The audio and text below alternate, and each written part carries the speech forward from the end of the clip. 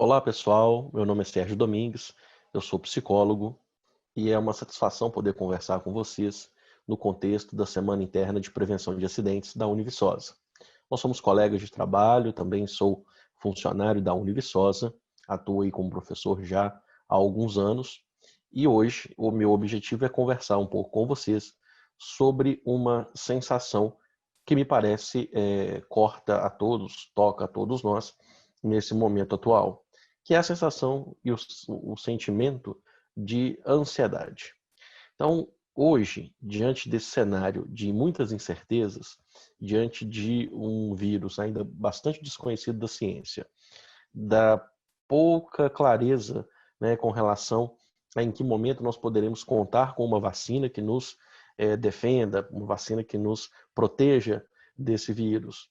Ao mesmo tempo em que nós temos a condição de estarmos em quarentena há bastante tempo, uma experiência que é absolutamente nova para todos nós, tudo isso conjuntamente gera uma sensação de ansiedade muito importante, que não deve ser ignorada, que deve ser tratada, não necessariamente tratada num sentido clínico de tratamento, mas, claro, em momentos em que você se sentir absolutamente desconfortável, é muito importante que você saiba que pode contar com uma assistência profissional especializada, que vai estar disponível para lhe auxiliar a confrontar, a lidar melhor com esse momento pelo qual nós estamos passando.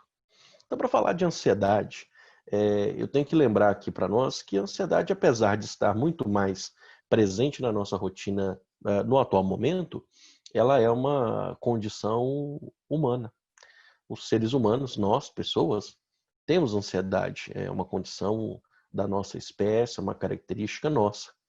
Entretanto, em alguns momentos, essa ansiedade, que pode ser útil, essa ansiedade que existe como característica humana, ela pode se transformar num problema, ela pode se transformar num motivo de sofrimento. Então, a mesma ansiedade que nos faz ficar atentos a um possível risco, nos faz ficar atentos a datas, nos faz ficar atentos a coisas que temos que fazer e também coisas das quais temos que nos defender. Essa ansiedade que é útil, ela pode se transformar numa patologia, ela pode nos adoecer, caso isso aumente muito de intensidade. E nesse contexto em que vivemos, nada mais comum do que realmente a gente ter a sensação de que a gente está perdendo o controle, de que as coisas estão nos atropelando e de que nós estamos diante de um risco de morte, né? O risco de uma contaminação por um vírus que nós não sabemos como atuará no nosso organismo. Nós sabemos que esse vírus atua de maneiras muito diferentes em diferentes pessoas, né? Tanto de maneiras assintomáticas até maneiras da mais alta gravidade, levando inclusive a óbito. Então a gente precisa levar em conta que o contexto é de ansiedade, mas que nós podemos lidar com essa ansiedade de uma maneira um pouco mais efetiva. E isso pode nos ajudar a evitar acidentes no trabalho, isso pode nos ajudar a evitar problemas de saúde, pode nos dar melhor qualidade de vida. Então, aprender a lidar com a ansiedade, num certo sentido, é aprender a viver com mais qualidade. Para falar para vocês um pouco sobre ansiedade, eu separei aqui algumas lâminas, algumas imagens, para que a gente possa então compreender de fato do que é que se fala quando abordamos o tema ansiedade. Vejam,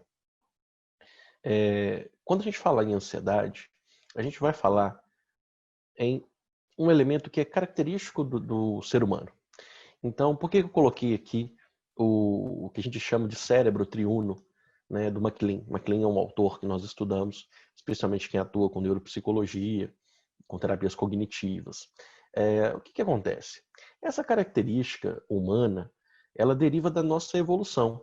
Então, a gente tem ali, né, três elementos nessa imagem. O que a gente chama de cérebro reptiliano, ainda um cérebro muito arcaico, evolutivamente selecionado na espécie há milhares de anos, né? O cérebro límbico, que é um sistema muito comum a outras espécies, e o neocórtex, que é absolutamente característico do modo como é estruturado da espécie humana. Então, por que eu trago esse cérebro para mostrar para vocês? Para dizer que a ansiedade não é uma coisa que ataca a tua fé ou o teu espírito, mas a ansiedade é um gatilho neurológico. A ansiedade é uma resposta emocional, né, que nós temos frente a um estímulo que nos provoca medo. Então essa resposta, ela envolve instinto de sobrevivência, porque diante de algo que nos ameaça a vida, nossa primeira iniciativa é tentar se manter vivo. E uma das maneiras que a gente tem para fazer isso é fugir, se esquivar. Mas nós sabemos que não dá para fugir a vida toda, né? Tal qual uma zebra lá perseguida por um leão sabe que não pode fugir a vida toda, nós também sabemos que isso não é possível para nós.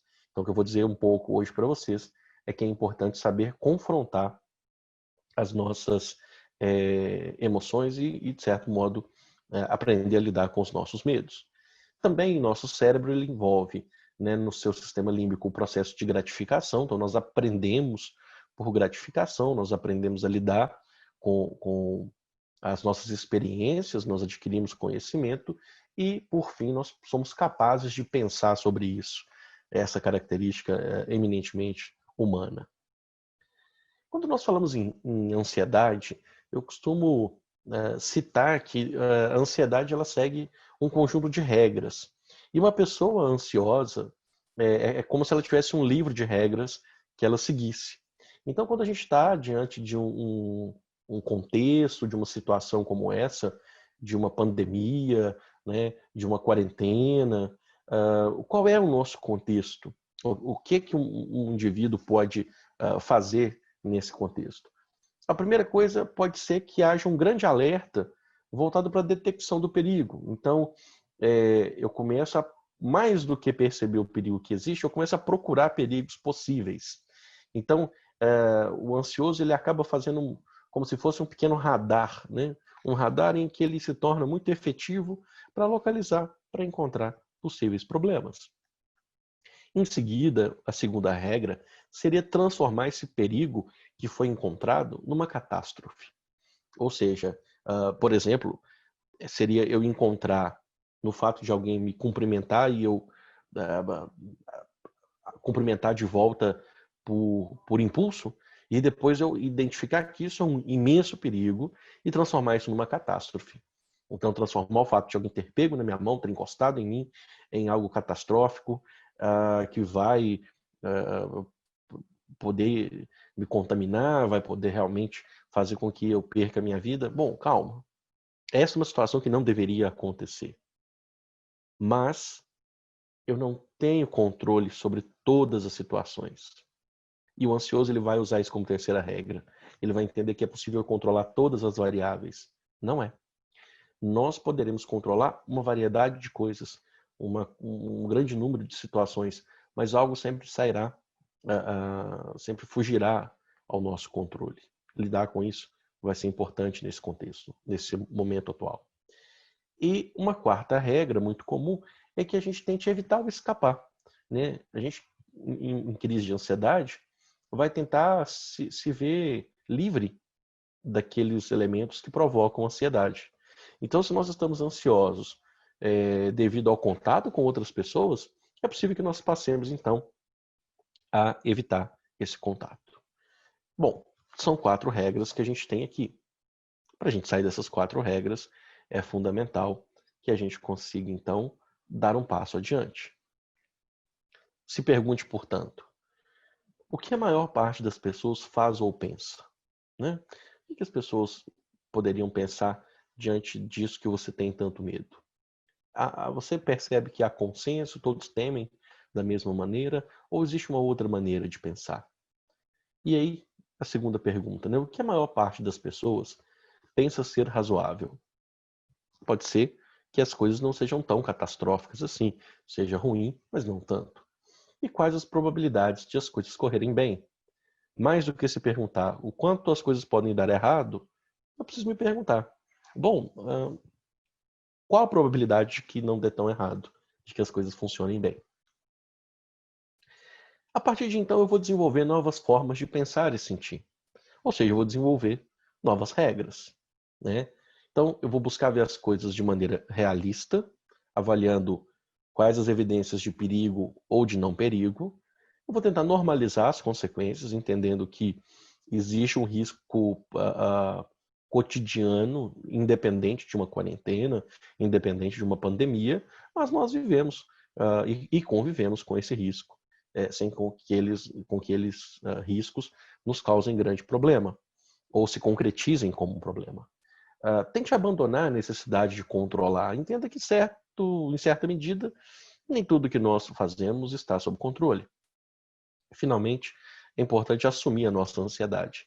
Nós sentimos ansiedade e lidar com ela é um melhor caminho do que fugir dela. Portanto, como seria ver as coisas de maneira realista? Bom, tem alguns pontos para a gente destacar. É importante usar todas as informações, inclusive as informações positivas. Ou seja, o que é que está acontecendo? Né? Quando nós encontramos um contexto de pandemia, quando nós encontramos um contexto de quarentena, bom, ao mesmo tempo que tem um risco, tem também uma série de medidas de proteção. Então tem os lados positivos que antes nós não tínhamos, né? Uma série de cuidados que nós teremos nesse momento, eles não apenas vão nos impedir e nos proteger de ter contato com o Covid-19, eles não vão apenas nos proteger desse risco, mas de várias outras doenças, vários outros tipos, né, de vírus. Então isso é interessante de ser lembrado. É melhor ser realista do que ser pessimista. Então tem que ser realista, o que é realmente que está acontecendo. Né? O pessimista é aquele que senta na beira da calçada, né, e entrega os pontos. Bom, não há nada para ser feito, então eu vou esperar a morte chegar. Eu vou esperar tudo dar errado. Né? O pessimista, no fundo, é um esperançoso ao contrário. Né? O pessimista é aquele que fala, bom, se não deu errado ainda, é porque não chegou no final, porque no final tudo vai dar errado. Então tem que ser realista. Use os fatos e não as suas emoções para fazer previsões. As nossas emoções não são boas conselheiras quando a gente está falando em previsão do que vai acontecer. Então tente observar os fatos e tirar conclusões mais racionais. Trate e se tal coisa acontecer, ou seja, trate a possibilidade como uma parte da sua imaginação. Porque quando nós pensamos, mas e se isso acontecer, e se isso acontecer, você vai alimentando um quadro de ansiedade. Então, isso é mais a nossa imaginação. Nós podemos imaginar muitos cenários. Tentemos também imaginar cenários positivos. E use probabilidades, ao invés de possibilidades.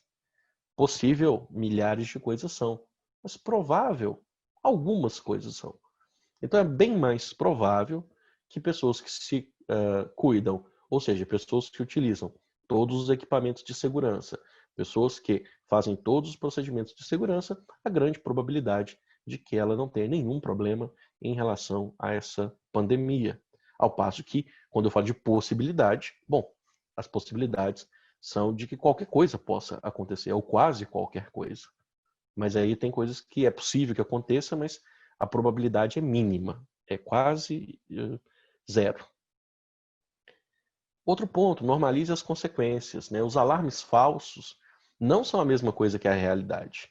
Então, quando eu tenho muito medo de alguma coisa, não quer dizer que aquela coisa está presente na hora.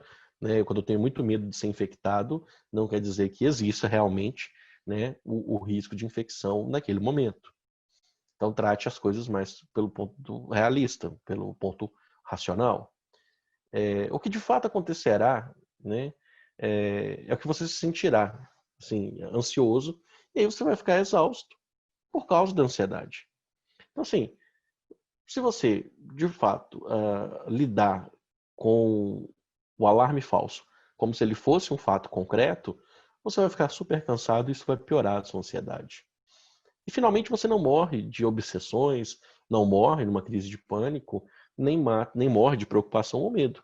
Né? A gente pode brincar aqui que preocupação não mata ninguém, mas maltrata bastante. Então, aprender a lidar com ela é necessário.